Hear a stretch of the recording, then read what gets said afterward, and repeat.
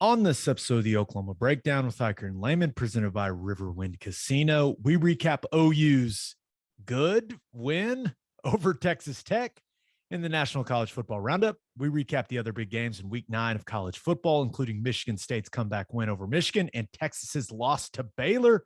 And we finish up by giving you our winners and losers of the weekend.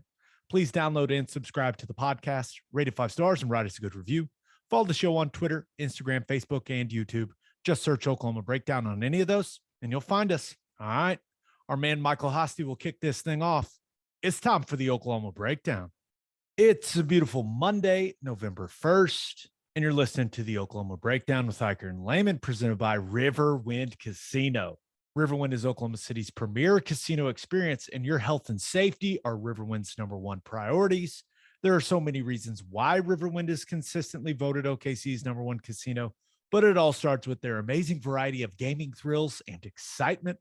Riverwind's beautiful award-winning environment plays host to more than 2,800 of the latest electronic games with a huge selection of table games, including blackjack, blackjack match, roulette, and Teddy Lehman's favorite, craps.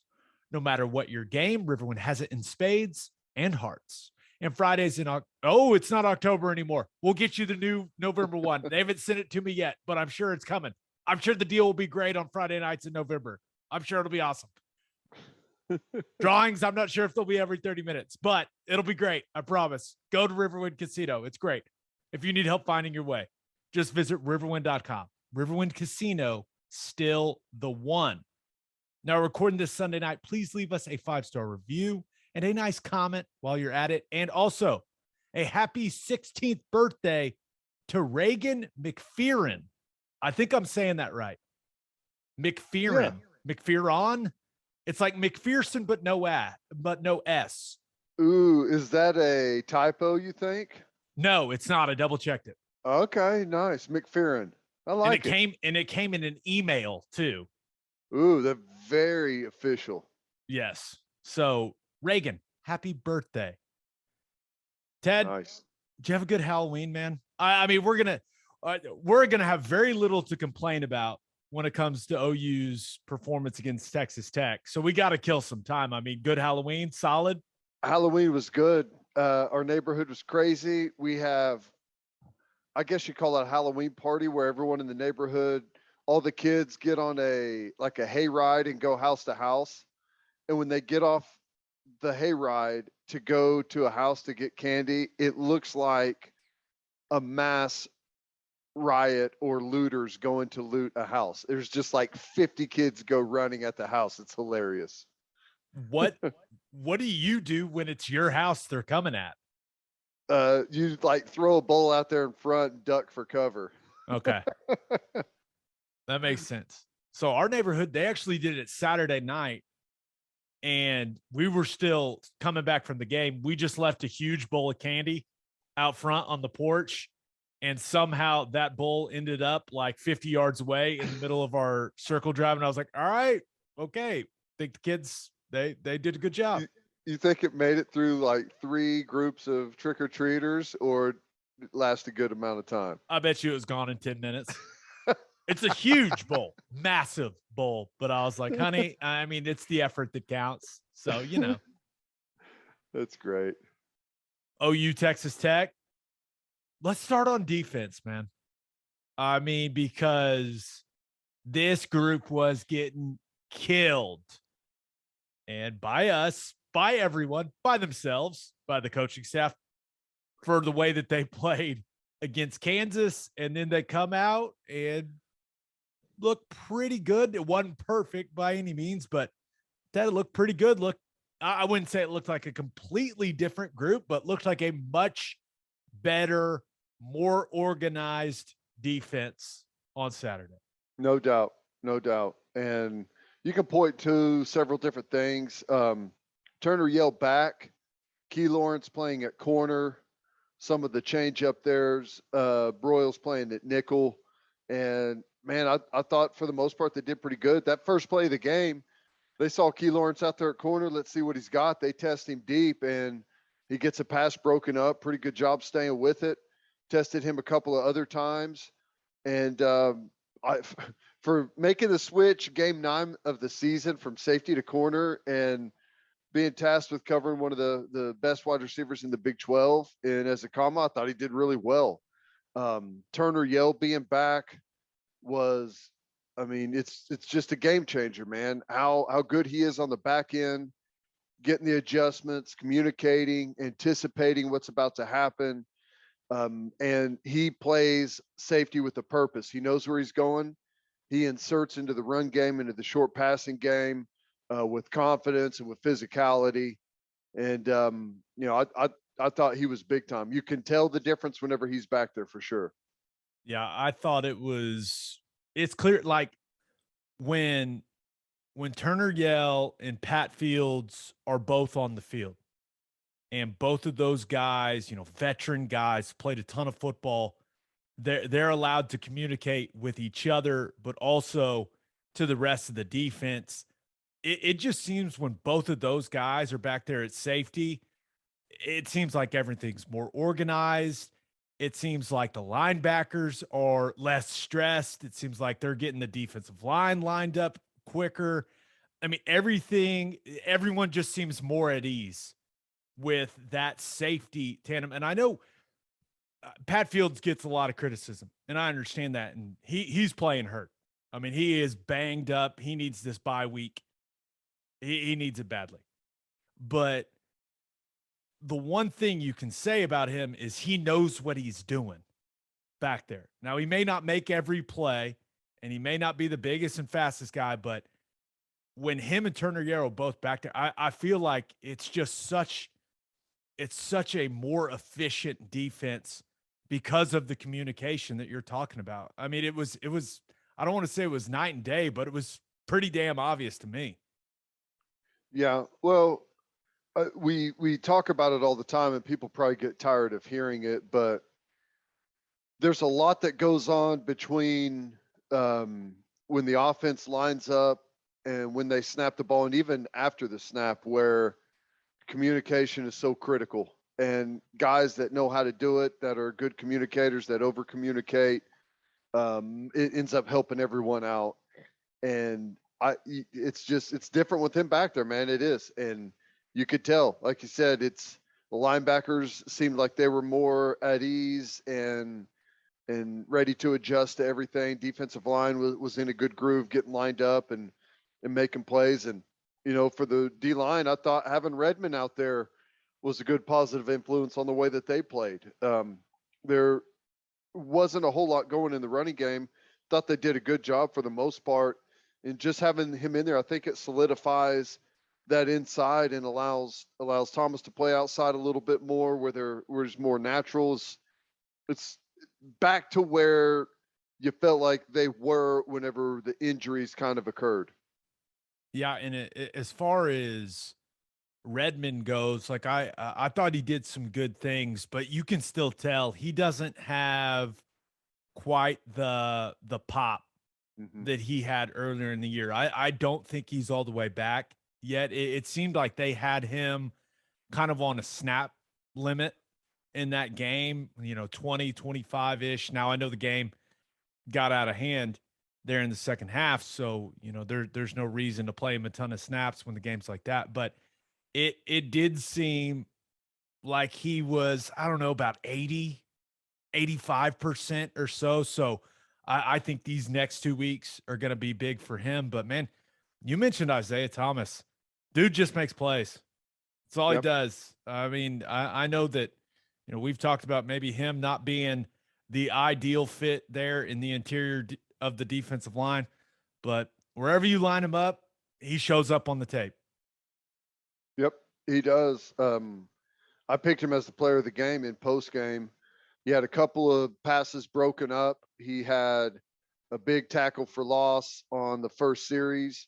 He had a sack, forced fumble recovery, just a really productive all around day from him. And he was a factor. And, a lot of times you get a factor grade, even if you don't make a tackle or involved in a play, you still get a factor grade, whether you were a factor and whether you're cutting a run off or squeezing a gap and making it tonal to a linebacker for an easier tackle, whatever it might be. He tends to be a factor whenever he's in there, and he had a good one, man. What'd you think of the way that the backers played? I thought that, it was a little up and down, just Yeah. from, the way they were fitting some things in the run game, getting depth in their drops. Like it was kind of hot and cold when I was going through it. Yeah, some of the underneath coverage, and we talked about it some on the broadcast. Some of those deeper dagger routes, in routes, you'd like to get a little bit more help from the backers there. Um, it's a tough spot with some of the RPO stuff and some of the quarterback run stuff, where you've got to kind of find a happy medium of where to play those guys. But I thought the rotation was a little bit better. I thought you had good positive plays, and I think the big thing was the negative plays weren't as bad as they were a week ago, right? Whenever you make a mistake, or there's um, you're in a wrong fit or in the wrong spot in a coverage, you're able to adjust and turn into a situation where it didn't turn into a real big explosive play like we saw over and over the previous week. Now you mentioned Key Lawrence at corner, and for the first time he's played it in a college football game. I agree with you. I thought he did some really good stuff. But so, where does OU secondary go from here? Is kind of as I was going through it, because, and it seems like it's still going to be a while, quite a while until Woody Washington's back. But is he going to live at corner? Like, is that his new spot? Because basically, you look at it, the defense we just talked about. The defense is better, more organized, and more efficient with Pat Fields and Delarian Turner Yell in the field. But you got Yeah, to get your best five guys out there. And Grinch told us after the game, man, he's one of the best five. He's earned a spot on the field. I guess that spot's corner moving forward. that's what I gathered from the post game interviews, and he referenced a couple of times about like moving forward and getting better at that spot and getting comfortable to position, making it sound like it wasn't a 1 week thing. So, hey, I like it. I like it. He gives you some real size and athleticism there, and it's one of the things I talked about. I think I talked about it during the week on my radio show, but one of the benefits you get from having him at corner is whenever people attack us in twins, or whenever they've just got the nub side tight end or pair of tight ends where the corner's in the fit. Now it's a safety. Key Lawrence is there playing that as a run defender. Whenever used to you'd have a smaller corner there, it gives you that added benefit of a bigger body also in the run game in formations that we see a ton of. Yeah, and he showed up in the run fit quite a bit. Missed a couple tackles when he showed up, but still, I liked how decisive he was. Okay, so is it weird to come on here, because I feel like I've had people come up to me and be like, "We love how you guys are honest about the team and all this stuff on the podcast," and I'm like, "Yeah, I mean, we're just going to tell you what we see. Like that's it, it's that simple." Is it weird coming on here and not having that much bad to say about OU's defense after the last couple of weeks? It's great. It's great. When they play good, I'm happy. I feel good about it. I liked what I saw out there, and it was kind of like running out of optimism there, and it was like the last straw is I think they're going to be better when they get healthy. That's it's the last straw. That's all we've got left, and I thought it was just a big difference having Turner Yell back there. Now,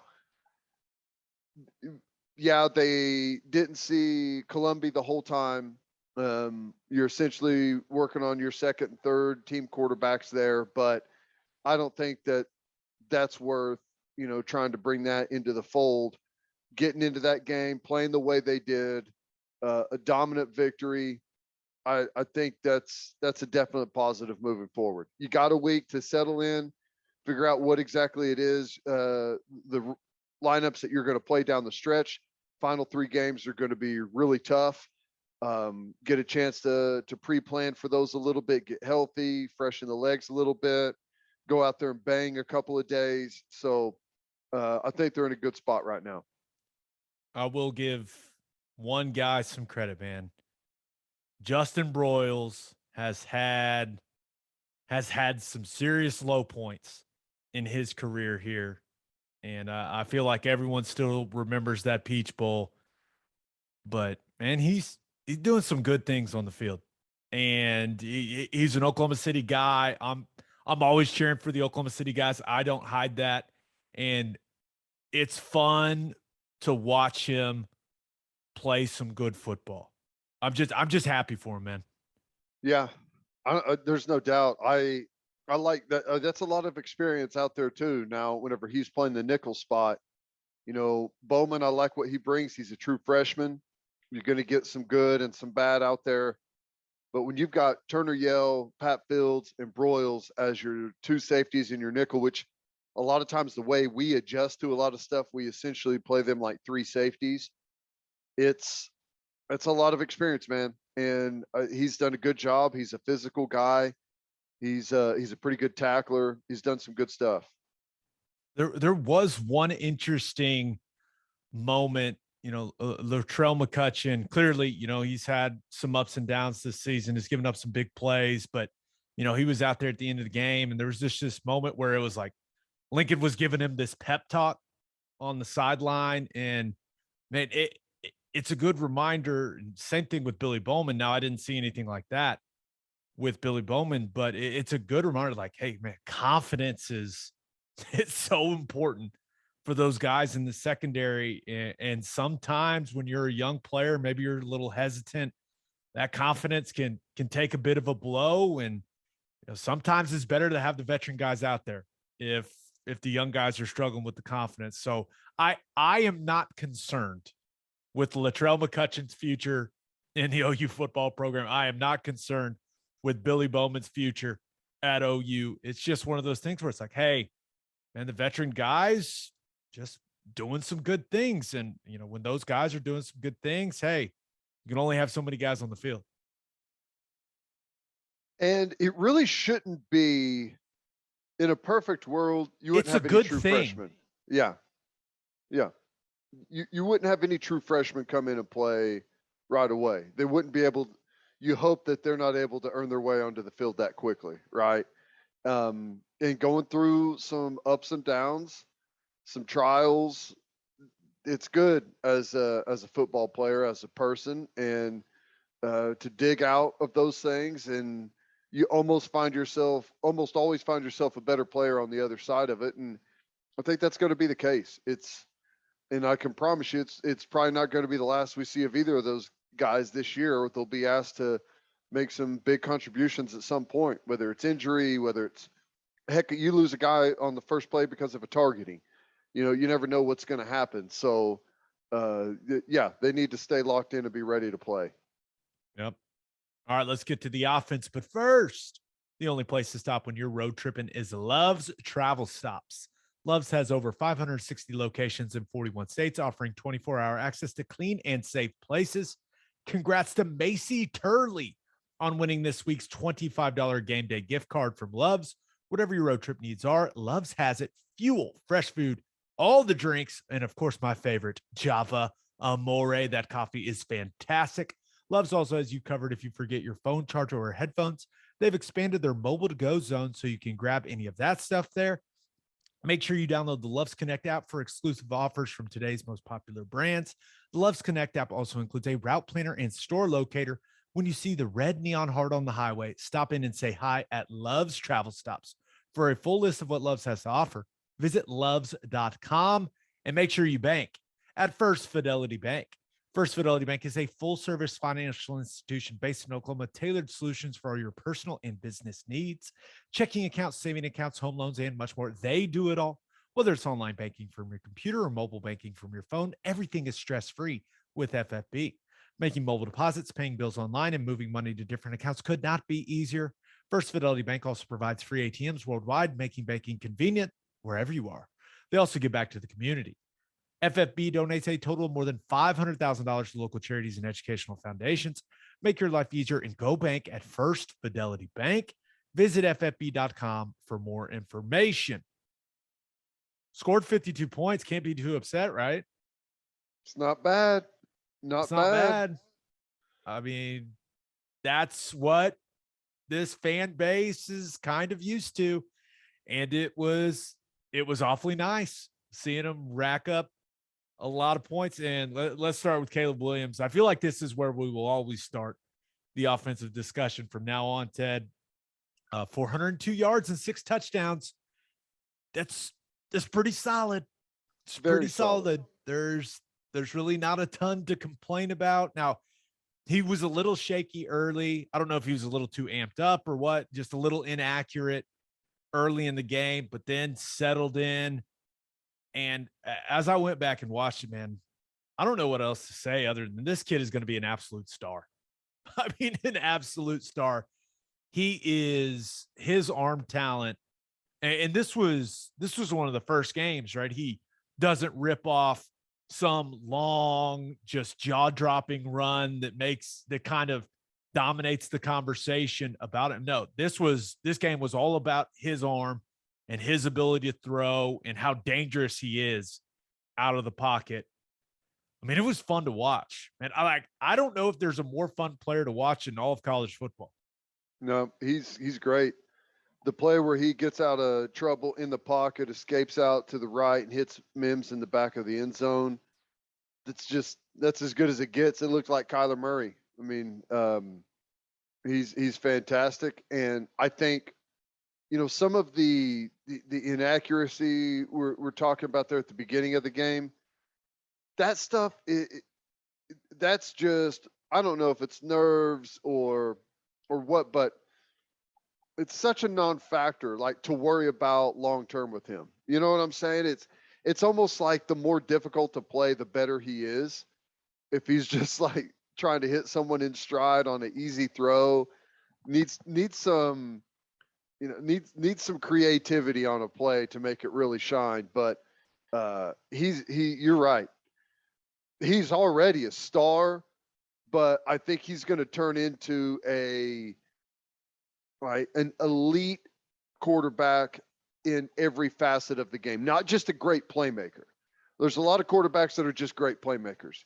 He looks like he's going to be elite at everything: awareness, accuracy, reading the defense, you know, just understand the offense and how to, you know, work I think he's so football savvy and football aware that he's going to turn out to be a very situational aware quarterback that can win with, you know, whether it's red zone or 2-minute and function at just the top level at all those different categories. Yeah, we don't have very high expectations for him. Well, so I agree. And I went back and I picked a play, and everyone that watched the game, go to the 14:07 mark in the second quarter. And it's a simple play. And to a lot of people, it looks like the offensive line messed up, probably, to a lot of people, but it may be the play in the game that I saw Caleb Williams, you know, go through, where I was like, man, okay, things are starting to click for him. So a lot of people don't understand that, you know, one of the last things, you know, one of the hardest things for quarterbacks to grasp a lot of time is pass protection, right? Especially if they didn't have to do a lot of it in high school. And a lot of times there's not a ton on the QB in some of these high school systems. And the hard thing about protection is not really knowing where your offensive lineman's going. It's knowing where you're not protected, right? Where your problem areas are in protection. So if you go back and look at the play with 14:07 to go in the second quarter, OU is in empty, right? So it's just there's no one in the backfield with Caleb Williams. He's all by himself. And so you only got 5 offensive linemen, and Tech is showing a look which is commonly known as 6 up, right? They've got 6 guys at the line of scrimmage, and in their look, they've got their 3 defensive linemen and their 3 linebacker body types all up at the line of scrimmage. And Caleb Williams knows he's only got 5 guys. right?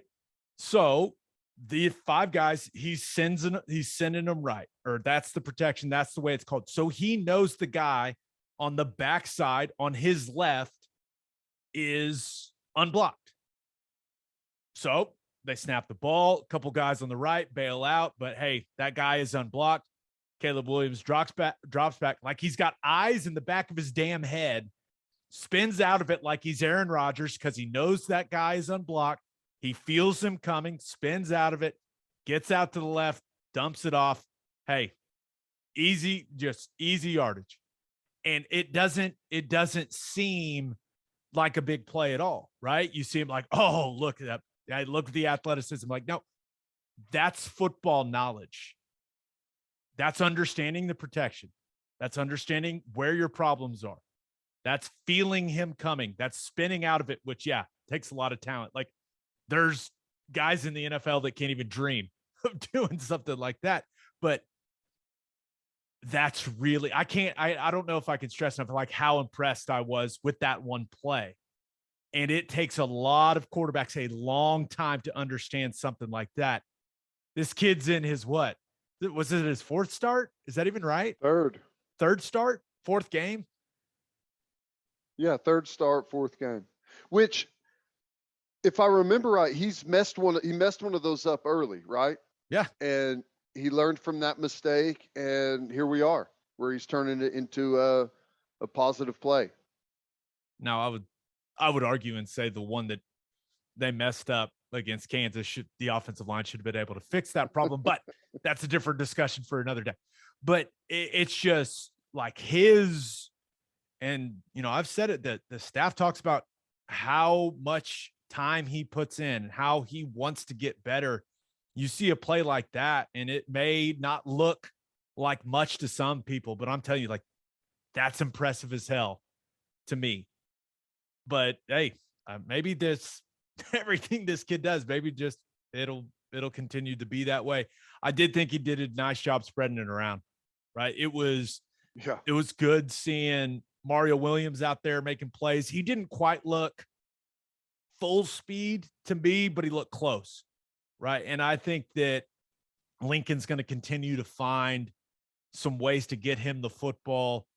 I always enjoy Marvin Mims making big plays, man. That's what that kid does. And it feels like they've been missing some of those just a little bit. Like they've just been a little off. And it was good seeing him have that type of game, because those explosives, they just make everything so much easier offensively. It loosens up everything, and making those plays. Tech played a lot more single high safety stuff than I thought they were going to. And Mims and some of these other guys, they made him pay for it. So it was fun to watch. Hey, your boy Stogner caught a touchdown, Ted. I know it. That was awesome. Stogner caught a touchdown. Braden Willis. You tried to call offensive pass interference on him during the broadcast. What was that? Don't do that. I was just saying that there is an art to finding yourself open. Okay. That's all I'm saying. And it was perfectly played by him. His big body out there. It was awesome to see him get that touchdown. Braden Willis had one. That was really cool. Yeah, dude, we spread it around. Drake Stoops, Mims, was it Darby got one late? It was awesome to see a bunch of different guys playing, which, by the way, how about that whenever your backup quarterback can come in and just rip a 50-yard go ball like it's nothing for a touchdown? It was funny. I went up to Rattler after that. He was kind of standing over by me. I said, he's still got it. He was like, dude, come on. That never went anywhere. And I was like, I like it. I like it. No, but yeah, that was a cool moment. It was cool seeing how the sideline reacted to Rattler. By the way, that was a bomb. Like, he let that thing rip. That was a good throw. It was awesome. But also, it was cool seeing how everyone reacted to Stogner catching a touchdown. I mean, it was almost like just a sigh of relief. It had been a while for the big tight end. So it just felt offensively, for the skill guys and for the passing game, offensively, it just felt like they took a step. right? It was one of those things where I think coming into the game, from everything I understood from, talking to a couple guys on the staff, like they had every intention of running it a lot in this game, but they saw some of the things that Tech was doing in the back end. And they're like, you know what? Let's air this thing out, man. They can't cover us in. They certainly couldn't. No, yeah, it was apparent pretty early on that the Tech had a pretty good beat on the running game. We weren't getting a whole lot of movement with our offensive line. They were playing us really tough on the inside. Backers were piling downhill pretty good. So, hey, whenever you've got the ability to switch up game plans on the fly and make someone pay through the air like that, more power to you. It's awesome. Yeah. Okay. Let's get to the offensive line play. Because, okay, if you're looking to bitch about anything coming out of this game, you're probably saying, what the hell was going on with the run game? Right. And it's kind of a valid complaint, because I'll say this: after watching all the run snaps, I think the run game didn't go for two main reasons. Number one, a lot of the time, especially when OU was in their 12 personnel stuff. So when Stogner and Jeremiah Hall, whether you want to call that 12 or 21, that's up to you. But when both of those guys were in the backfield, and there were a lot of bodies down around the line of scrimmage for Tech.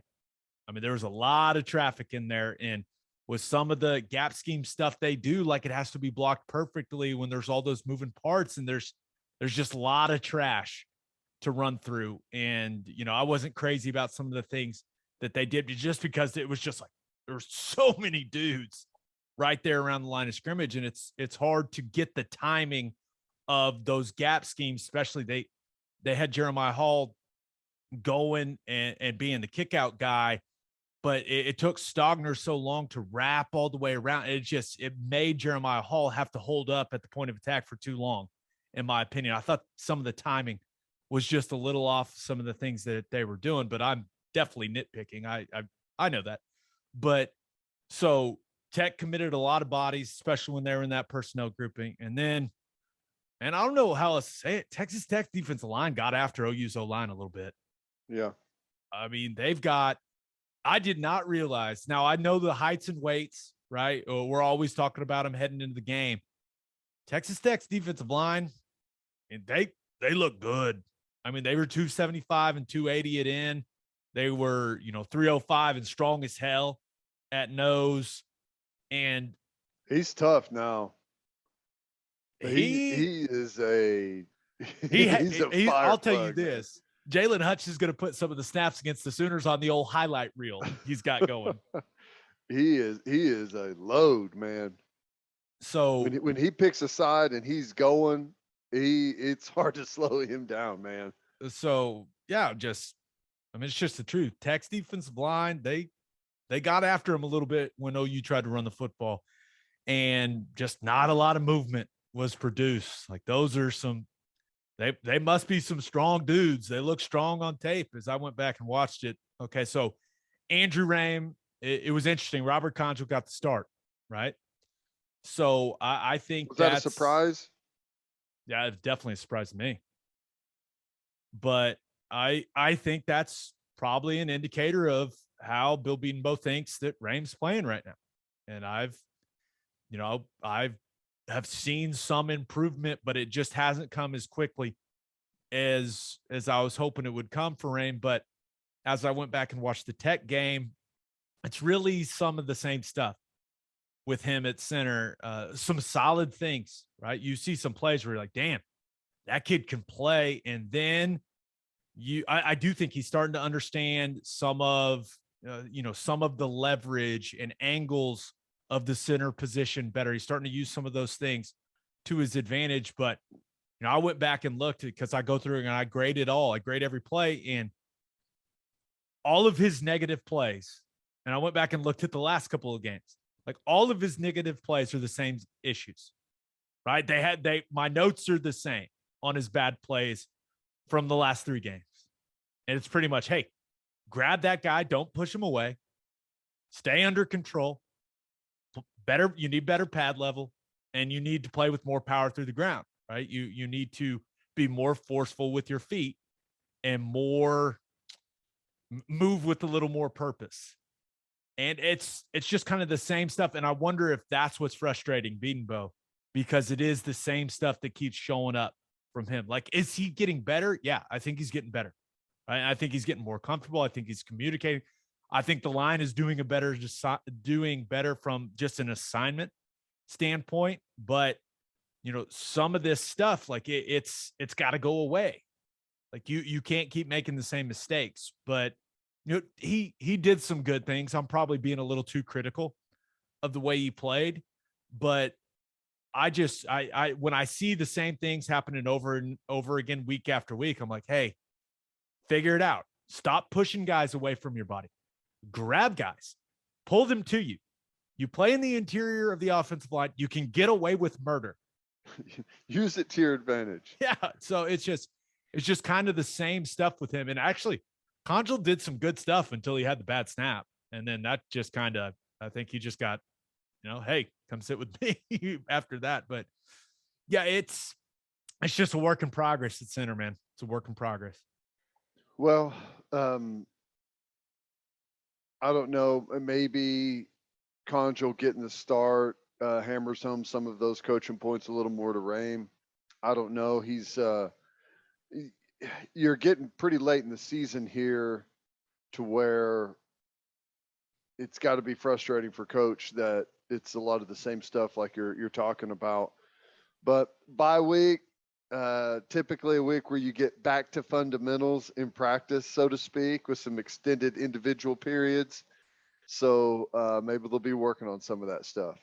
Maybe I need to drive down there and just teach him how to hold. You could be they need a spot on the staff, the holding specialist. I wasn't very good at much, but I was damn good at holding. And I got called for holding one time in my career. And it was my first play of my college football career. Never got called for holding again. There's an art to it, Ted. The key to holding is knowing when to let go, right? Exactly. Got to know where the line is, but you got to push it to the line every time, baby. Okay, Marquise Hayes thought he played pretty poorly, honestly, in the first half, especially to comparing it to what we've seen from him the last couple of weeks. But it was much better in the second half.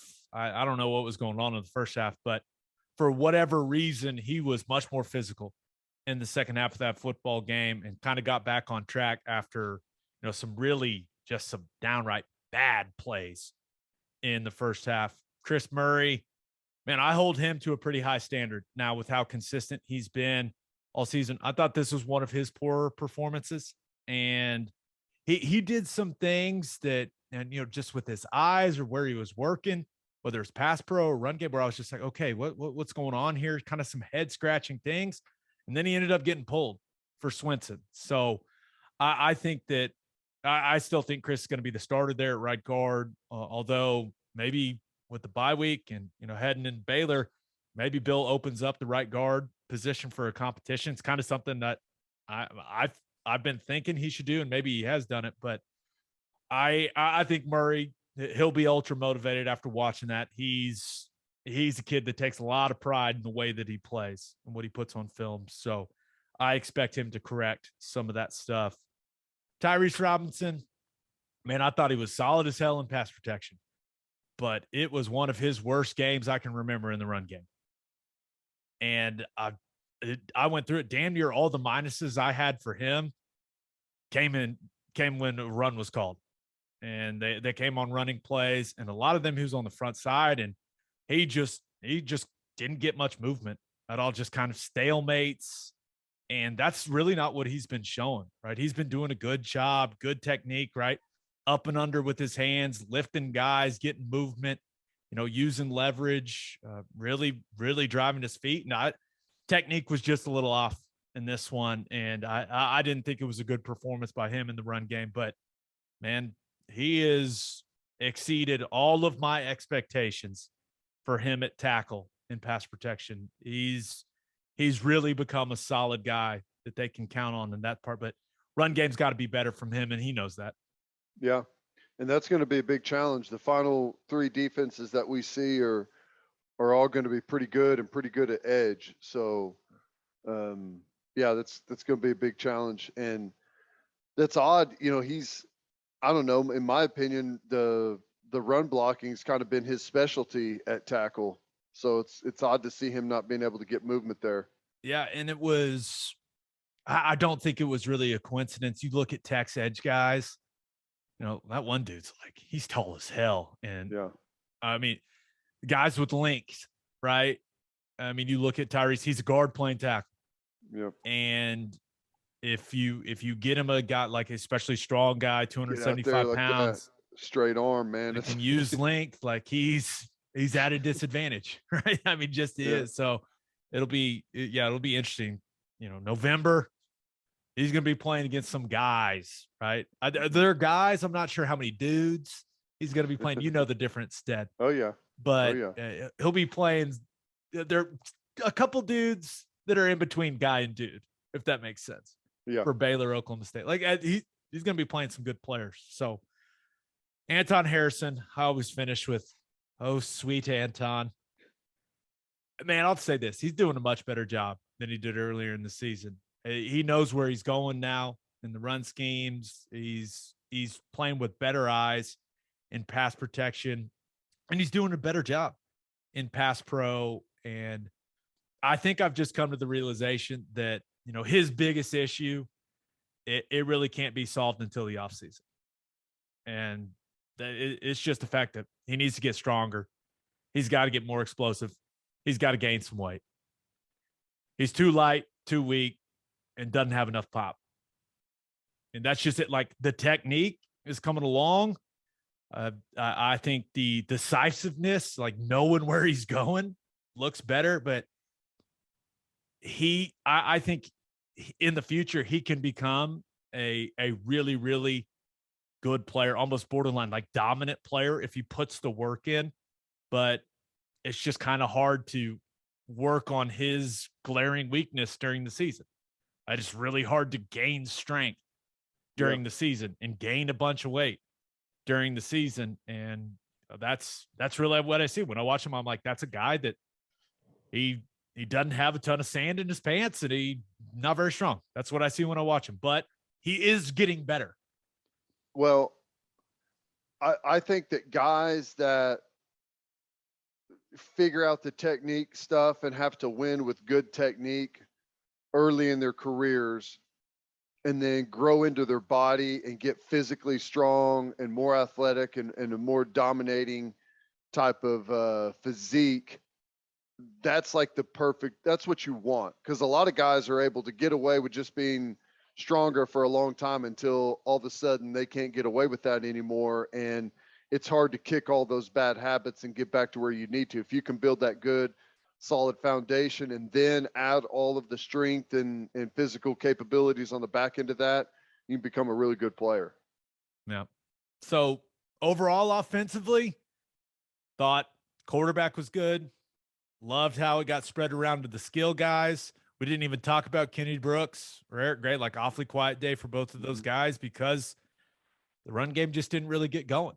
And I thought it had a large part to do with the fact that, well, Texas Tech, when OU did call runs, Texas Tech's defensive line got after him a little bit. I mean, I'm just calling it how I see it. Yeah. Well, and whenever people are going to play Oklahoma aggressive, the more aggressive people play us, the more yards and points they give up.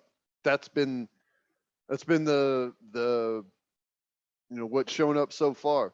Most aggressive we've seen, Texas, TCU, and then Tech and some of the stuff, and they end up paying on the scoreboard.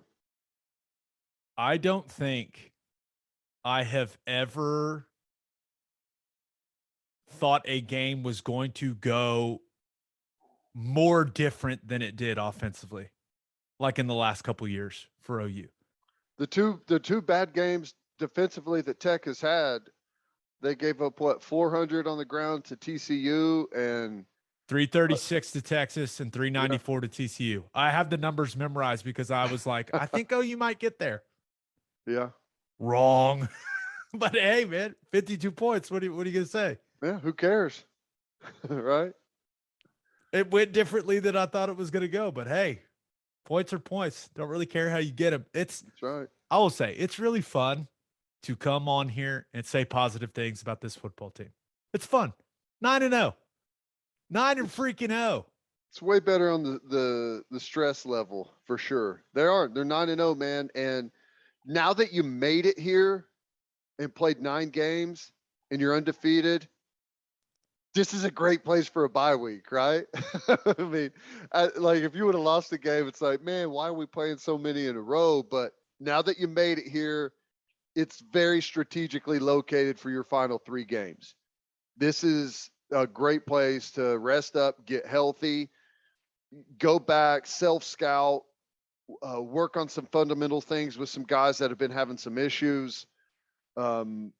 Whatever you may need to do game plan wise heading into those final 3 and hopefully 4 games. This is a good spot to have a bye week. They needed it and we needed it, right? Oh, yes, absolutely. The fans needed it. Fans Too. needed it. Okay, let's get to call your shot and, threw this one out there because on Tuesday, the first college football playoff rankings will be released. So we asked you guys, where will OU be ranked in the first CFP rankings? This one comes from our man, Bill Young 78, aka Florida Sooner on Twitter. He says 4th, Georgia, Michigan State, Cincinnati, then OU. The other 3 have better wins than OU. I think, okay, first of all, Bill, thank you for responding. We appreciate you. I think 4th is a best case scenario for OU. Right? Like, Yeah. would you be shocked if Alabama's ahead of them? No. Frankly, I would expect it. I kind of think they're going to be 4th now. Like I was convinced going into this weekend that OU was going to be 6th. I was like, oh, they're going to have Ohio State in front of them. They're going to have whoever wins Michigan State in front of them. So that's Michigan State. We'll get to that. And then they're going to have Bama in front of them. Like they're going to be 6th. But now, like you look at it, dude, they're 9-0. Yeah. And I know everyone is still, like, for whatever reason, still talking about the Kansas thing. Like people just can't let it go. I know. And maybe it has something to do with what Oklahoma State did to them on Saturday. Oh, hey, I watched like the first part of that game and I was like, they need to like cancel this thing because someone's going to get hurt out there. This is not Kansas pretty. looked like a high school team. Yeah. Against Oklahoma State. It was like big brothers playing against little brothers. I was like, oh my gosh, don't hurt them, guys. Jeez. Yeah, that was brutal. That was eye-opening. Yeah. Eye-opening. But I mean, it's, first of all, it's Oklahoma. It's a Power 5 team. And they're 9-0, man. Like, I think they'll be 4th. The more I think about it, like, and the committee, they know what Ohio State still has on its schedule, and they know what Bama still has on its schedule. So they know there's going to be movement. My only reservation is, do they really want to put Cincinnati in the initial rankings? I don't think they do. Like, I could see Cincinnati being 5th. What's a good sign, or not? Maybe not a good sign. I didn't say that right, but whenever you start to see some of the hit pieces show up on ESPN and in Twitter, you have an idea of what's about to come from the committee, right? It's like they're softening up the fans before they hit you with that initial sign of, everyone right now is writing their piece on why Cincinnati doesn't belong. And I got to tell you, it would be, to leave Oklahoma out at 9-0 would be pretty shocking, even though I get it. Every single one of those other teams has a better win. All of them. Actually, pretty much everyone in the top 10, except for maybe Wake Forest, has a better win than Oklahoma. Oregon's got Ohio State. Ohio State's got Penn State. It's just, you just kind of go down that list. Cincinnati's got Notre Dame. Right.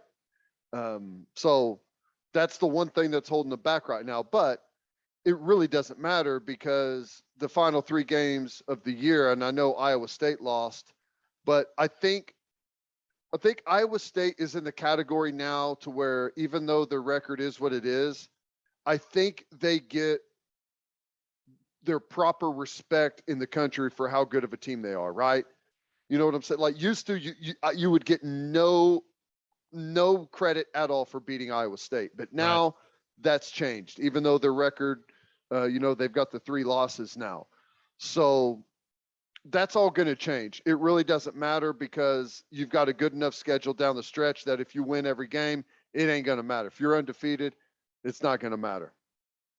Dylan Marsh on Twitter says number 1, Georgia, number 2, Bama, number 3, Michigan State, number 4, Cincinnati, number 5, Ohio State, number 6, Oklahoma, all because of the Kansas game. But remember, in that same week, Cincinnati only beat 1-5 Navy by 7 points. Can't explain this stuff. I don't think, for whatever reason, I thought OU was going to be 6, but then like as I looked at it on paper, It's like hard to that, justify it. when you just see 9-0, like you have a certain reaction, like holy shit, they're 9-0. Like, Yep.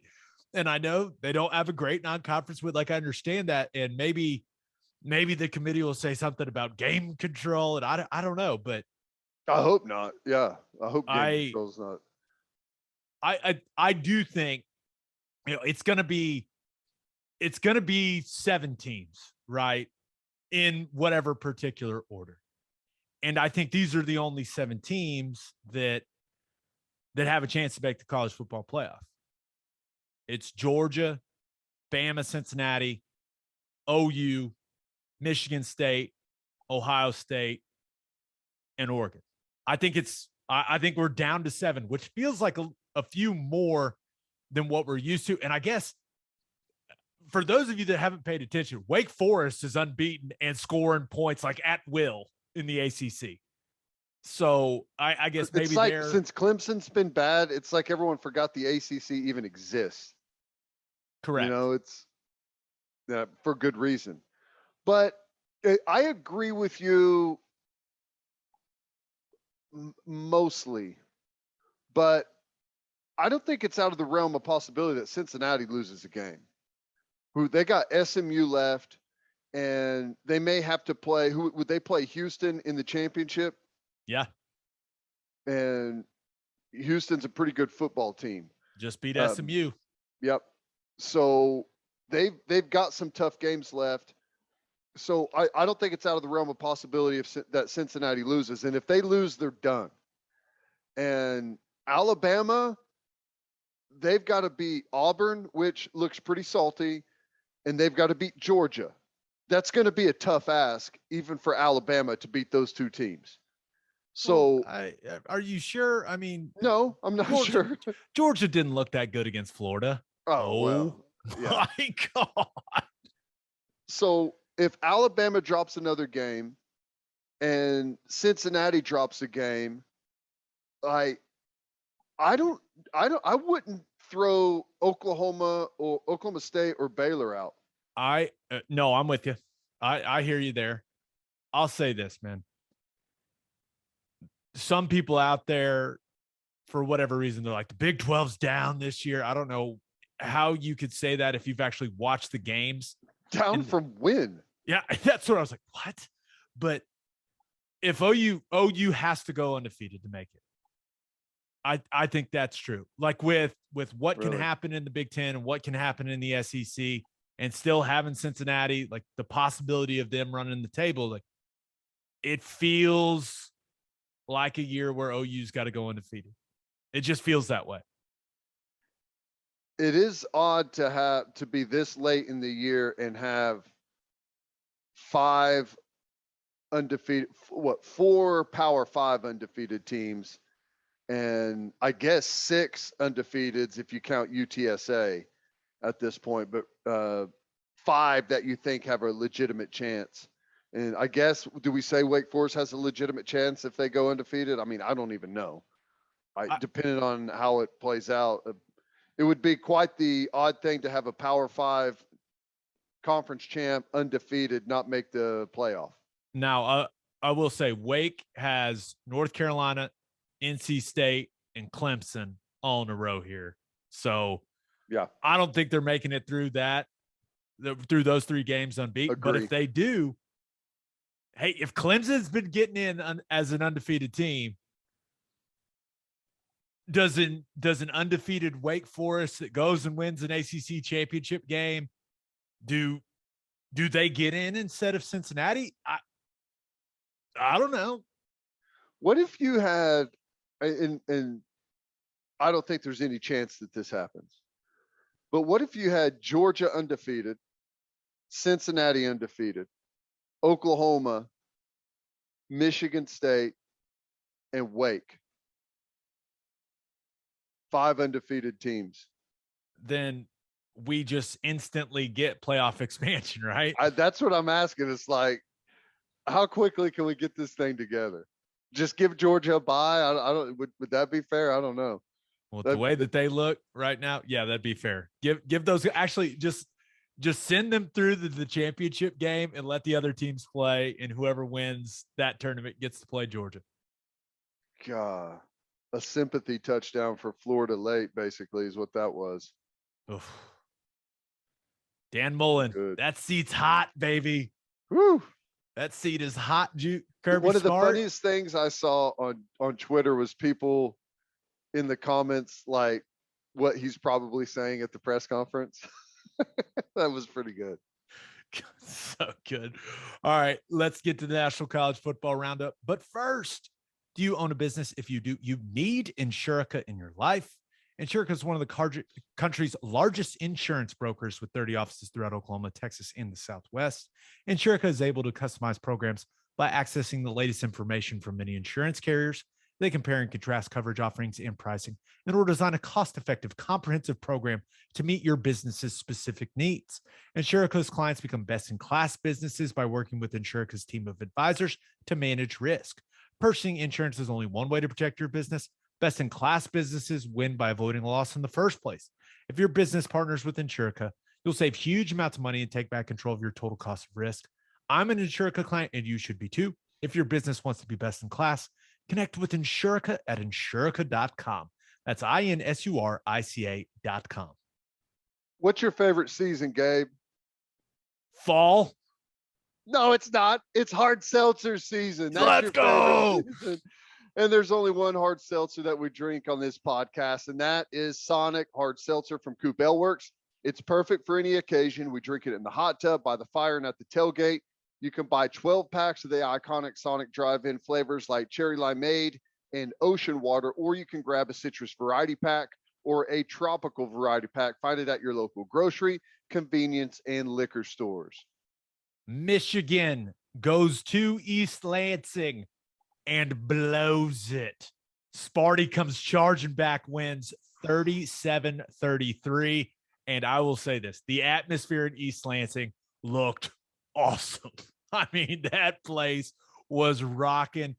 Michigan got out to a great start, right? Wolverines turned a pair of early interceptions by Peyton Thorne into points, including Andrell Anthony, 93-yard touchdown catch and run. He got the Gus Johnson treatment. Andrell Anthony. It was great. I mean, it was great. That dude was moving, by the way. But then this game went back and forth in the second and third quarters. It was really fun to watch, and some big time runs from Kenneth Walker III. And let's be real, Michigan State got really, really lucky that they called Peyton Thorne down on that sack strip that would have been a touchdown for Michigan before the half. I don't know how the hell you overturned that call. If it would have happened against OU, you would have jumped out of the radio booth and strangled the referee, Ted. But hey, sometimes you get a break, right? But yep, it seemed like Michigan had control in the third quarter, but man, you got to give Michigan State credit. You got to give Mel Tucker credit. That team fights, man, and they completely outplayed Michigan in the fourth quarter. There was a long touchdown run by Walker. JJ McCarthy, who I don't know why he kept coming in the game. He just kept coming and messing things up. But Jim Harbaugh was like, I'm the smartest man alive. I'm going to put this freshman in this situation so he can mess it up. And that's exactly what he did. Gave Michigan State a gift on the fumbled handoff that turned into another Kenneth Walker, the third touchdown. And they end up sealing it with the interception there at the end. But man, Ted, that was a fun football game to watch. I never don't enjoy watching Harbaugh's reaction when it kind of starts to fall apart for him, but it's just a good win for Michigan State. I know I feel like maybe I'm making some excuses for Michigan, but Michigan State won the game. They won the game, and that's a big win. It's a huge win. Mel Tucker done a fantastic job there. And you're right. That atmosphere there at East Lansing, it's one of the things that's great about college football. Whenever a team is down for an extended period and then they just burst back onto the scene in a massive way, and you get that energy in the fan base and everyone, jumps on, gets on board, and it's so special and so fun. And that's how special seasons are made, man. Whenever teams like that, all of a sudden it's like, dang, we're 8-0, we got a shot, and everyone like digs in for the final stretch run of the season. That's awesome. It's fun to watch. Yeah, it was a really fun game. But if you're a Michigan fan, man, before the game, and we previewed it, and we were talking about, okay, it'll come down to who can run the football, all these things. If you would have told me that Michigan was going to throw for 406 yards and lose, it's nuts. I would have been stunned. But hey, I will say this: Kenneth Walker the third might have just sealed. I don't know if the invite's quite in hand what were already. his finals number? How many yards did he have? I think he was just under 200. Woo. With, I believe, 5 touchdowns. That'll do it. I mean, he had a day. By the way, like, you know me, when I'm watching college football and I'm looking at running backs, looking at the back half, solid posterior chain on that guy. He looks, I'll just leave it at that. I'll leave it at that. Okay, I got it pulled up. 197 for 5 touchdowns. Yeah, that'll do it. We'll see you in New York City. Congrats. KW3. Awesome nickname. Okay, Ole Miss went to Auburn and kind of got smacked around, man. Auburn wins 31-20. And said, I don't know what else to say other than I think Bo Nix is good now. Like, What think happened? I mean, he's looking like Johnny Manziel out there at times, just like Houdini, getting out of everything, just running around, making plays, throwing it well, throwing it with velocity, like stepping into it. He looks confident back there, running it really well. Now, Matt Corral did hurt his ankle, and I think it was his other ankle. So now he's got 2 hurt ankles, but Beat up, man. it looked bad. But all of a sudden he was back out there. I don't know what they gave him, but he must have been on the good stuff because he was running around. He was slinging it. He was fun to watch still, but to me, it just looked like Ole Miss's offense couldn't find their rhythm. And scrimmage. You got to give Auburn credit for that. And that Auburn defense, man, they are physical. Mm-hmm. But Corral's down a couple of those receivers, missing some really good playmakers there out wide. But man, when plays needed to be made, Auburn's defense made them, especially on some of those 4th downs that Ole Miss went for. Now, Auburn's offense didn't do much in the second half at all, but they didn't have to. And Auburn's defense made Corral pay for that bad mistake. They're throwing it in the end zone, across his body, cardinal sin of quarterbacking. Auburn took care of business, man. And all of a sudden, like, you look at the talent they have, Ted, and you're like, how frisky are the Tigers? Yeah, they look pretty good now. Their running game is stout. Tank Bixby had another really nice game. Ole Miss had a couple of opportunities late and just couldn't get anything going. Had a bad fumble in there as well. I never would have thought that you could convince me that Auburn would win the game, but I wouldn't think that Bo Nix would outplay Matt Corral, and he did. He was more efficient as a passer. He was effective as a runner with 2 rushing touchdowns. He looked really good, man. He slowly but surely he has started to get rid of, like, he's always had some big flash, but he's become more efficient of a passer, and he's still got that toughness to him, man. He can run the football, and he's a big dude, 6'3", physical. So kudos, good job by Auburn. They're for real. Yeah, What are they, and they had 6-2 now? yeah, and they had the orange face mask going. Looks pretty good. I kind of liked it, like a metallic orange. But yeah, Bo Nix, 22 of 30, 276, a touchdown, 30 yards rushing with 2 rushing touchdowns. Have a Pretty day. salty. Have a day, Bo. And also, as Matt Corral threw the interception in the end zone, in the back of my head, I was going, Caleb Williams for Heisman? Hey, Corral, he has not played. He didn't play particularly well against Bama, and he was not great. And I know he's banged up as hell, and God knows what drugs he was on to get back on the field after that ankle bent the way it did. But he's not going to win the Heisman Trophy. There's no way. After losing those 2 games, there's no way he can't win it. K-Dub, C.J. Stroud, Bryce Young. I mean, Kenneth Walker the third there at Michigan State if they keep rolling. Or I guess did you call him K-Dub? Is that? Yeah. Dude, look, Yeah. I didn't know you guys were that close. Yeah. You like that? K-Dub 3, Can an K-Dub entire Trace. defense win a Heisman Trophy? Can they just award it to the Georgia defense? Kayvon Thibodeau pretty good too. Yeah. So Which I'm just saying. we're not even talking about Oregon being in the mix, and maybe they don't deserve to be, but they still got a really nice win. It's the best one in the country. It's wild. It's going to be a fantastic finish to the college football season. It's going to be awesome. All right. Speaking of fantastic finishes, I suppose it depends on who you're a fan of or not. I don't know how many Texas fans listen to this podcast. I hope a lot, guys. Welcome. Texas goes to Waco and blows a double-digit second half lead. Where have you heard that? Man, I mean, Ted, being a Texas fan has to be exhausting, dude. Like, it's got to be, because the game couldn't have started better for the Longhorns, right? They pick off Gary Bohannon, turn it into a touchdown. Now, I will say, after that, Baylor, they did some good things offensively. They've ripped off some explosive runs with Abram Smith just gashing Texas. But it was a back-and-forth football game in the first half. But Texas goes on a 14-play drive out of the half, and Bijan scores, and they take a double-digit lead.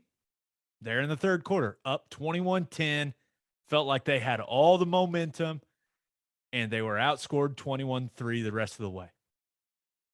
And I thought, I did think when you watched the game, like, I thought it came down to what happened on third and fourth downs, right? Baylor converted in those situations. Texas did not. But I do not know what the hell that fake punt from Texas was. Why they thought. Is that one of those where the punter decides it on his own that he's going to take off running with it? That's what it looked like. But it literally looked like they ran punter power, like into traffic. Like, all right, it was like they needed 2 yards or a yard. I think it was like 4th and 11. Yeah, it was bad. What the hell was watching that? it out of the corner of my eye from the radio booth. Like, what are they doing? It's brutal. It's just a horrible decision, whether it was the punter's fault, but if the coaches gave him, I don't know, man. It's just bad ball. But, Baylor ends up turning that into a touchdown. And I did think Baylor got a little conservative. Texas had the ball with the chance to go tie the game, or if they wanted to go score and go for 2, go win the game. And they didn't gain a yard on offense. So, I mean, it's a good win for Baylor. And shout out to that Baylor defense, man. I'm telling you, Jalen Petrie, right now, after watching this game and watch him fly around and go straight kamikaze over Bijan Robinson to sack Casey Thompson. He is my Big 12 Defensive Player of the Year right now. He's nuts. He plays at one speed at all times. He never shuffles his feet to slow down and gather himself. It is wide open at all times, and it's awesome to watch. He's great. And, there was a couple of matchups in this game. Bohannon versus Thompson was pretty tight. Thompson threw for more, had a better Bohannon's percentage. Interceptions were horrible, bro. Yep. Especially that first one. But the running game, Bijan Robinson got nothing. 17 for 43. Abram Smith, don't look now, but Abram Smith's one of the better backs in the Big 12. He's got the same amount of touchdowns as Bijan. Doesn't have nearly as many carries, but he's averaging more per carry. He's going to be up around the 900 yards mark right now. He is a really good back. And they specialize in one play. Outside zone, God's play, the best running play in all of football. Now, they did do some pin pull toss stuff in this game that just gashed Texas, but it was simple. I went back and watched every play of this game because I was like, okay, I got to talk about it on, my Big 12 show. And I was like, okay, what happened at the line of scrimmage? Baylor's defensive front, Apu Ika, big dude, like 350 in the middle. Franklin and in. I mean, they whooped Texas's offensive line's ass for the majority of this game. I mean, I think their defense is a little better than I've been giving them credit for. Yeah. And Terrell Bernard's back flying around. Petrie, I don't know. He might be the best player in the conference, man. Like, he is playing at an extremely high level. And that's an impressive win. Yeah, I like Bernard and Doyle too. I think they're two really good players. Do you love the fact? First of all, Doyle plays fullback for him also, and they'll throw it to him. He caught a couple touchdowns the other week. It was pretty fun. And Abram Smith played linebacker for him last year, and they flipped him over in the spring. He was the linebacker last season. Wow, I didn't even put that together. That's crazy. They're like, hey, he what? He came in whenever when they lost Bernard last year. Well, no, it was the spring when they hired Grimes, and they're like, hey, we think you'd be really good at running back in the outside zone system. And then he was like, all right, sounds good. And oh my gosh, yeah, nailed that one, Aranda. Good call. Nice. Wow. Look at you, Dave Aranda. Texas, last thing on this game. You talk about missed opportunities. They pick off Bohannon before the half. Thompson throws. It's a little high, goes off Josh Moore's hands. Pick. End up getting no points from that. And then, man, Xavier Worthy is running, and the DB falls down, Ted. Falls to the ground. And Xavier Worthy is wide open, and Casey Thompson throws it out of bounds. Oof. Leads him out of bounds. He is like, the DB is on the ground 10 yards behind him. And the ball, I was just one of those. If you're a Texas fan, you just have to feel like you're cursed. I picked Texas to win this game, and I feel like I'm cursed. They're cursed. I agree. That's one thing I can definitely agree on right there. And they've earned it. Yeah. All right, last game. Penn State goes to Ohio State and plays them closer than we thought. Ohio State ends up winning 34-24. And I guess Penn State's just a better team when they play against Ohio State, or maybe Ohio State got what they deserved for wearing all red. What the hell was that? I don't know why they mess with. It hurt my eyes. It's too much. They look like Indiana or something. There's just no reason. They look like the that. Bucks on Color Rush night. Yeah, there's no reason to do that. They've got a beautiful uniform. Don't screw with it.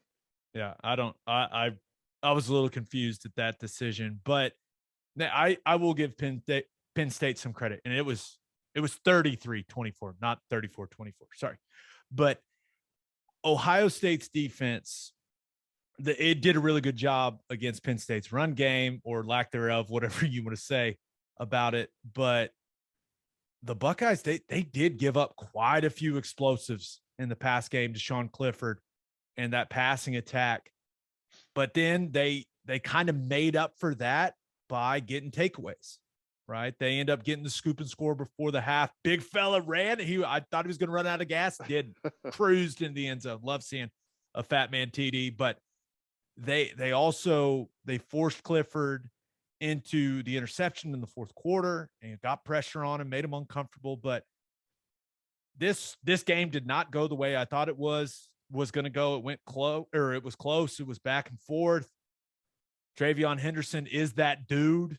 I mean, everyone can acknowledge that, especially with what he did in the second half. But Ohio State did not dominate this game the way that I thought they would, Ted. And I think it has everything to do with how much they struggled in the red zone. I mean, 1 touchdown in 6 red zone trips for CJ Stroud and that offense, man. That's clearly something that Ryan Day is going to look at and goes, guys, we got to be way better. I mean, they probably should have scored at least maybe almost 50 if they just would have been more efficient in the red zone. Yeah. Yeah, give Penn State some credit. I left them for dead with all the distractions that they had going on, and I knew Clifford was back, but wasn't sure how much they were going to get out of him. But it was a pretty good effort by them. I thought their defense played pretty well. I was expecting a little bit more as well out of Ohio State's offense. And, yeah, I don't know. When you get down to the red zone, if you can't run the football very well, it's usually going to turn into some bigger problems for you. And for whatever reason down there, they were behind all game. I don't know. It doesn't really change my opinion of Ohio State. I still think that's a good win. To not play your best and beat a team like Ohio State, you got to be a pretty good squad to do that. So, or beat Penn State rather. So, not the performance I expected, but I wouldn't say it's a red flag. Yeah, I'd say it's a fine win, right? It's a fine win. Penn State, they're just better when they play Ohio State, apparently. All right, let's finish up with our winners and losers of the weekend. But first, are you unhappy with the surface around your pool? Are you not pleased with your patio? SoftRock specializes in installing safe rubber surfacing for pools, patios, gym floors, and other outdoor spaces. SoftRock's rubber safety surfacing provides a long-lasting surface that is impact and slip resistant, fully customizable, and virtually indestructible. Local business owners Heidi and Cody Clark, which came by the pregame show on Saturday. It was great to meet them. They're avid OU fans and driven to help you with all of your pool and patio surfacing needs. Visit softrock.com/OKC. That's SOFTROC.com/OKC for more information. The Clarks also own the Driveway Company. The Driveway Company has tailored solutions to eliminate all of your driveway problems. They can repair cracks, clean, and seal your rotting, grass-filled joints to prevent water damage, ultimately saving you thousands of dollars in future repairs. Visit thedrivewaycompany.com/OKC for all of your driveway repair needs. Learn more about SoftRock and the Driveway Company by visiting their Facebook and Instagram pages or by calling 405-294-9834. And make sure you send your kids to Bishop McGinnis Catholic High School. Bishop McGinnis Catholic High School has a long tradition of educational excellence. With a 12-to-1 student-to-teacher ratio, no student is overlooked. Bishop McGinnis's college prep curriculum offers 22 AP courses. There are numerous clubs and organizations for students to join, and as a proud member of the OSSAA, there are 14 sports offered. If you want to provide the best possible educational and spiritual development for your children, contact Bishop McGinnis Catholic High School or visit bmchs.org. Financial aid is available. As always, Ted, kick us off. Who do you have as your winner of the weekend? Well, I had to go with the Saints and Trevor Siemian. You lose Jameis Winston to that knee injury. Did not Trevor look Siemian, good. no, it didn't. And that's why that that penalty is in place. But Trevor Siemian comes in, has a decent little day, throws a touchdown pass, but leads them in a win over Tampa Bay. Now, credit the defense. Their defense got after it, forcing Tom Brady into multiple turnovers, got the pick late in the 2-minute drill. But nice job by Trevor Siemian coming in off of an injury, being prepared. And that's not easy to go out there and beat the reigning Super Bowl champs and Tom Brady. So I thought that was awesome. Yeah, I think that everyone that saw that entire thing unfold was like, wait, what? First of all, those white Saints jerseys, I mean, oh, they are so sexy. Yep. Such a sexy jersey. Now, Trevor Siemian was a teammate of mine in Denver. That dude is awesome. And the one thing you always knew about him, like, he's a super smart guy. And the one thing you always knew about him is like, hey, if he got in there, he was going to let it rip. Like, just no hesitation. He knew the system like the back of his hand. I'm sure he understands Peyton's system there in New Orleans really well. So I was fired up to see him play that well. It brought a smile to my face. I was watching that game. I was like, wait, I know that guy. Why is he in at quarterback? Because I was a little behind and then caught up. I was like, oh, Jameis. Oh no. And then, man, you're right. Trevor Siemian, he was awesome. No, he wasn't perfect, but he was awesome. For the situation, he was great. Coming in and playing against Tampa, who's got a really good pass rush, couple of backers that are great in coverage. So yeah, that was big time, man. That's a big win for the Saints, man. It's a division win. Yep. Right? That NFC South all of a sudden maybe a little more interesting than we thought it was going to be. Saints are 5-2. Let's go Saints. They employed me. The Bucks didn't. Let's go Saints. It's simple. That's when I'm deciding who to cheer for during games. It's pretty simple. All right, Ted, who do you have as your loser of the weekend? The loser of the weekend is the targeting penalty. Ooh. The targeting penalty is the loser of the weekend. Now, I'm all for player safety. I want this game to be played forever, and for that to be the case, it has to be played safe. We can't have guys knocked out, sprawled out on the turf like we used to, and celebrate it on Jacked Up or whatever it was called. God, I miss Jacked Up. I know. Jacked Up. It was great. Such an amazing segment. It was probably the best part of the most entertaining part of football. But I get it, and I understand the targeting call. But here's the thing: when this rule was put in place, I was told, and we were all told, that leading with the crown of the helmet was going to be targeting in college and in the pros. And we were told that leading with the crown of the helmet was going to be called on defensive players and on offensive players. Okay? The problem is, I've been watching football now with targeting as a rule for like 10 years now, and I've never seen it called on a ball carrier. I'm not saying that it hasn't been, but I've never seen it. And if it's been called, it's probably called at about a 1,000 to 1 ratio of defensive players to offensive players. And I'll tell you right now that almost every time a running back has a ball and they get on the perimeter, or even whenever they're in the hole, they absolutely lead with the crown of the helmet. Okay. And it's never called. And there was a couple of them that I saw that were egregious. And one of them today was in the NFL. And not only was it not called, it was called targeting on the defensive player. And it may have cost the Cincinnati Bengals a football game. They were about to get off the field. It was going to be 4th down. They were going to have like 2.5 minutes left with 2 timeouts, I believe, and a chance to go down and try and win the football game.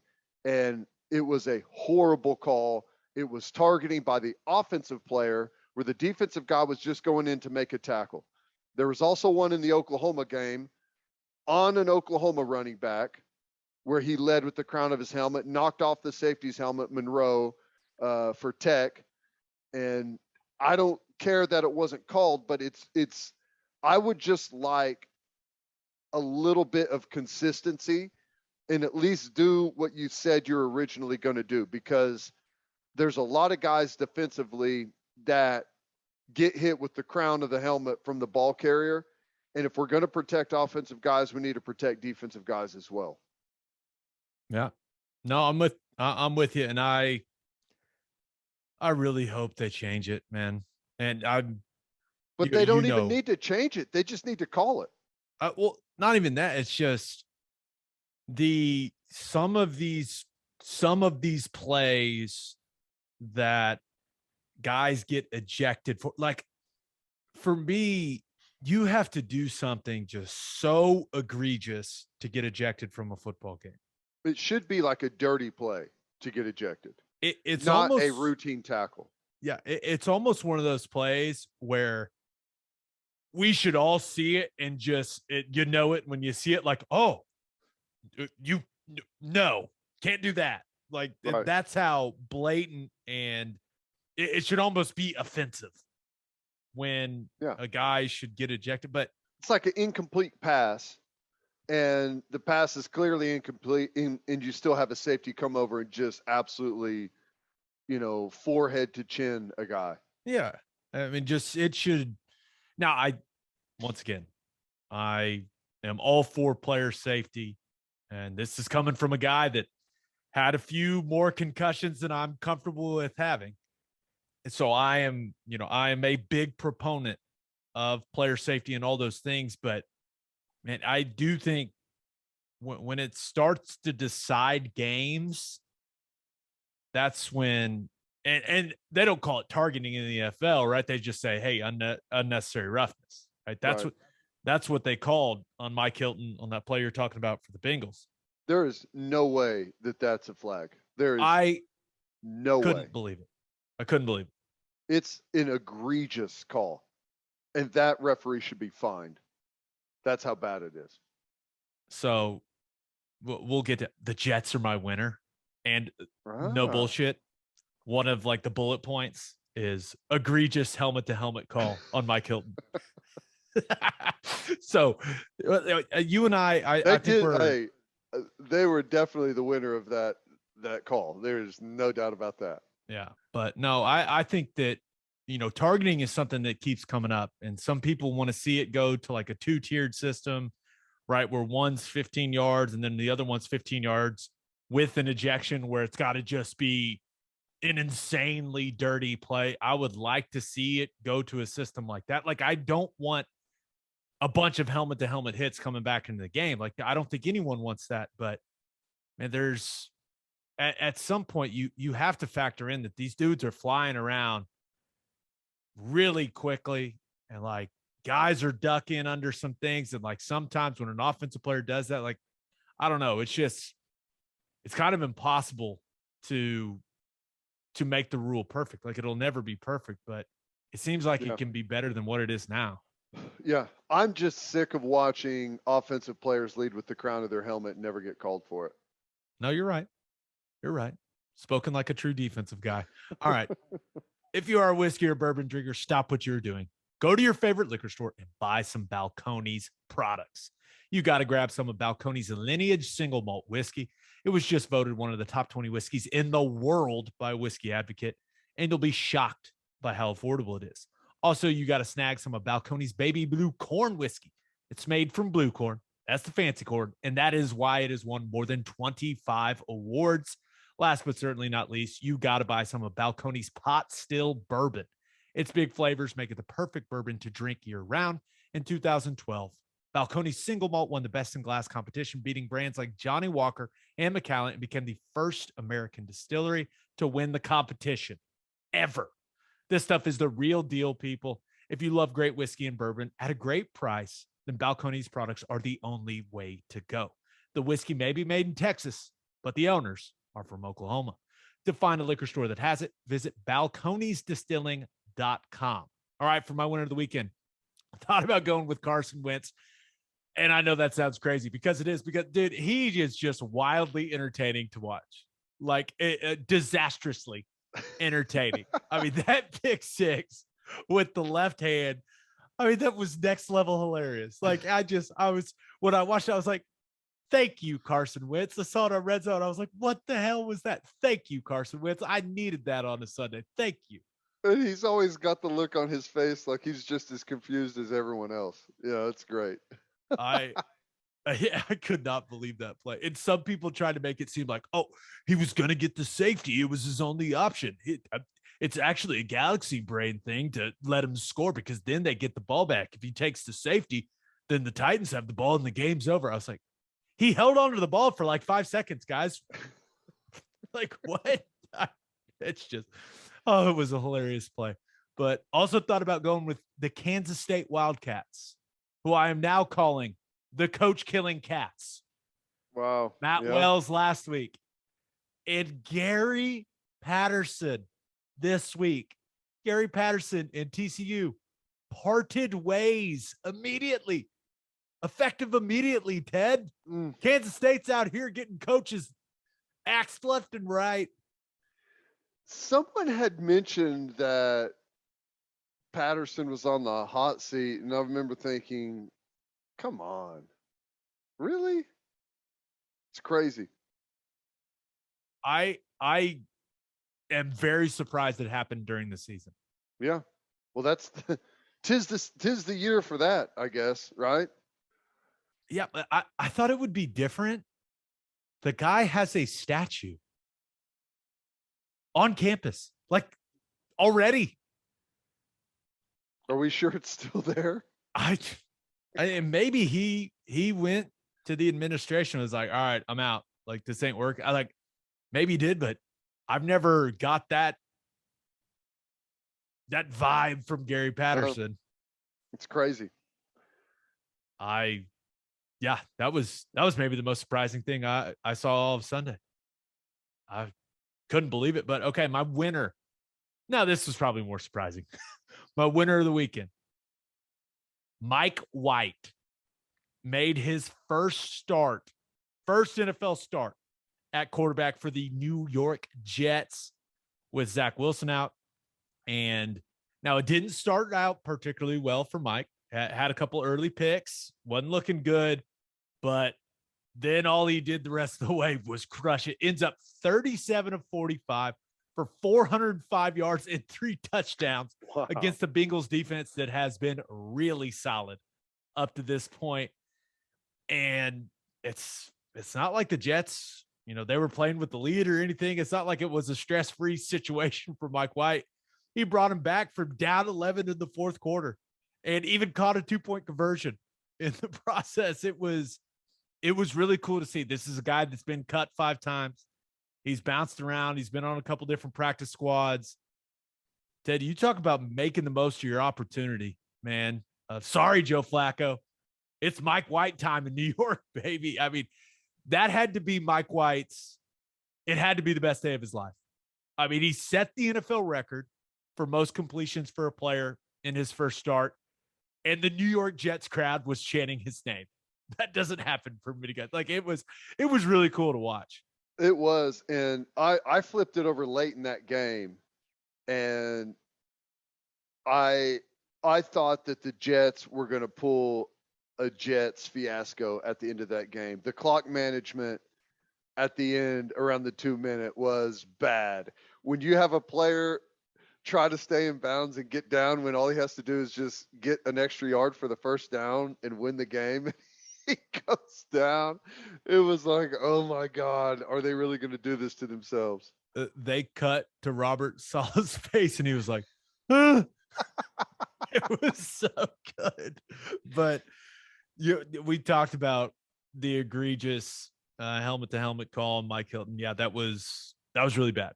And who knows if the game, ends up going to overtime or maybe the Bengals win it. It was a brutal call. I still can't believe that referee called that. But the real winner in all of that, the real winner of the Jets-Bengals game, Vegas. I mean, how many people had the Bengals in a parlay or a tease? those casinos aren't so big and nice by accident, man. That's why they call it gambling. I'm sure that was, I assume Sunday was a nice day for Vegas just because of that game. Yeah. I think it was a nice day for, did we talk about last week against Kansas, the OU, that game, 97% of the money was on OU in that OU Kansas game. That's why they call it gambling. And they'd never moved the line. Usually they'll start moving the line when everyone's coming that heavy on someone. Didn't budget. Ouch. Ouch. Ouch. All right. For my loser of the weekend, I thought about going with Texas Tech because obviously came to Norman, got smacked. And then Sunday, Brett McMurphy reports that the head coach at UTSA, Jeff Traylor, has signed a $28 million extension through 2031 to lead the Roadrunners. For those of you that don't know, a lot of people at Tech thought that Traylor may be the new guy there in Lubbock. Not looking like it, Ted. Well, I'll tell you, honestly, I think that's a smart move by Traylor. Get more money, wait it out, continue this year. What they're 8-0 right now. I think Tech's a bad job. I don't think it's a good job. I really don't. I don't want to say it's a bad job. It's a really hard job. Hard. It's traditionally, I guess it's maybe the same thing. Hard, bad. It's hard, man. It's very difficult to win there. Very, very difficult.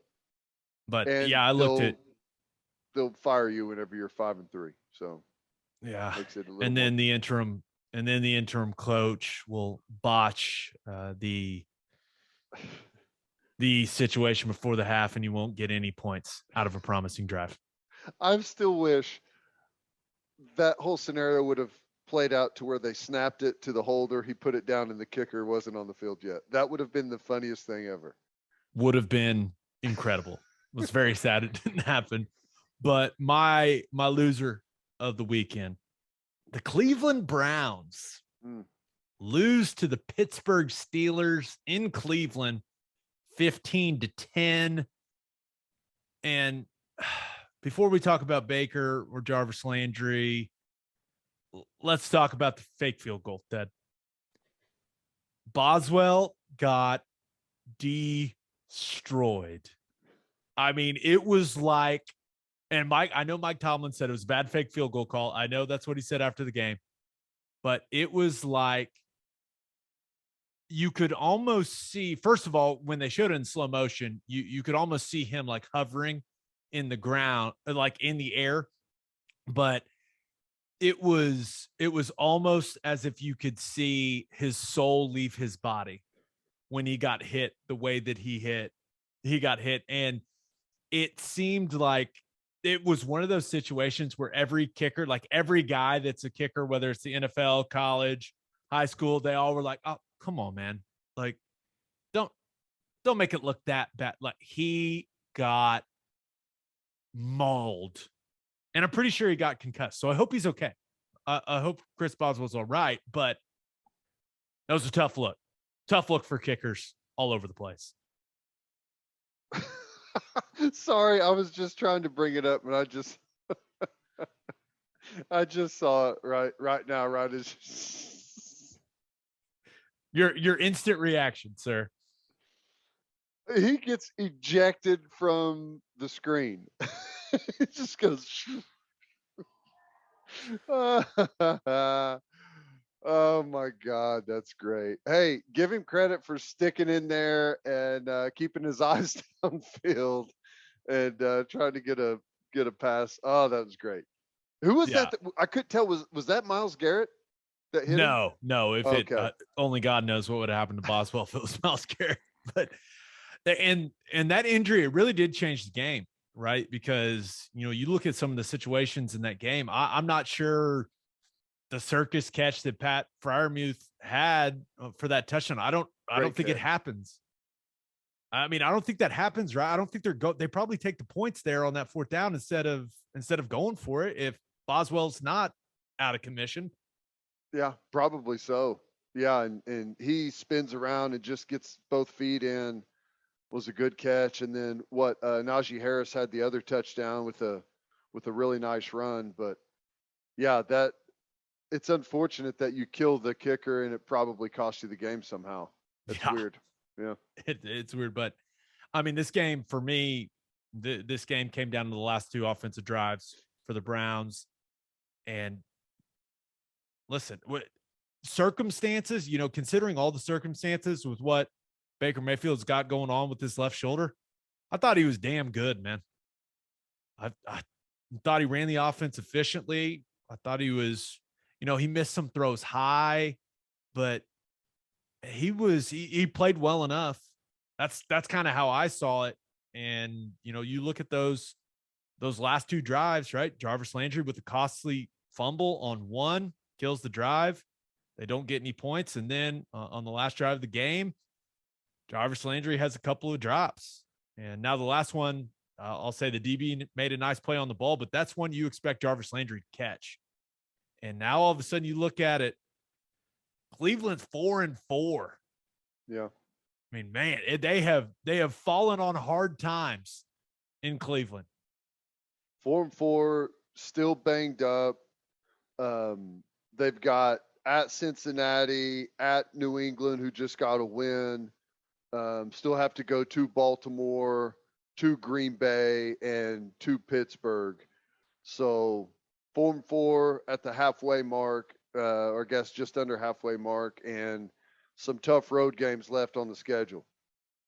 Yeah. Now I will say, just a couple years ago, Cleveland Brown fans would have been ecstatic with them being 4-4, but the expectations have changed, and yeah, it has not gone the way that they were hoping it would go, right? It's such a promising team heading into the season, and injuries have derailed a lot.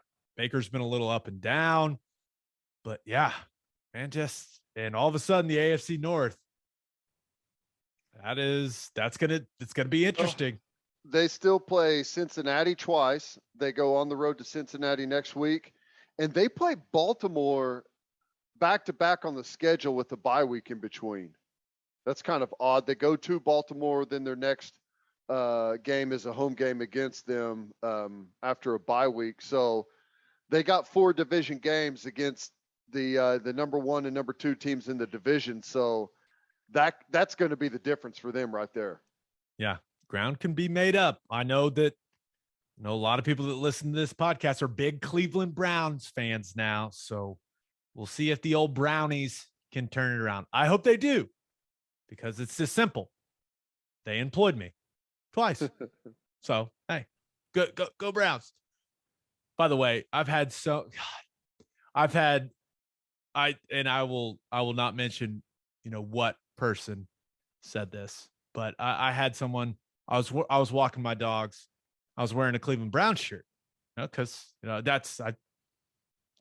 played for the Browns, and someone in my neighborhood was like, oh, so you love the Browns because of Baker too? And I was like, yeah, that's it. Yeah.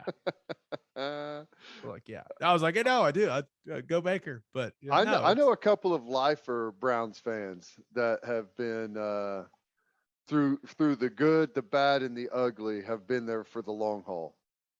Those people are brave, especially whenever you don't live in Cleveland. Like, that is extra brave. Like, when I it's think not our buddy Craig Moran he's one of those type of people. Nice. Yeah. All right. Episode 160. Episode 160. That's a lot. We'll have a new podcast that'll drop Thursday morning. Just a reminder, you can hear Teddy from 2 to 6 on 94.7 The Ref, and you can hear me from 3 to 5 on Sirius XM Big 12 Radio, channel 375. Hope you all have a great week. Until next time, we appreciate y'all for listening, and do what you always do, Oklahoma. Take care of each other.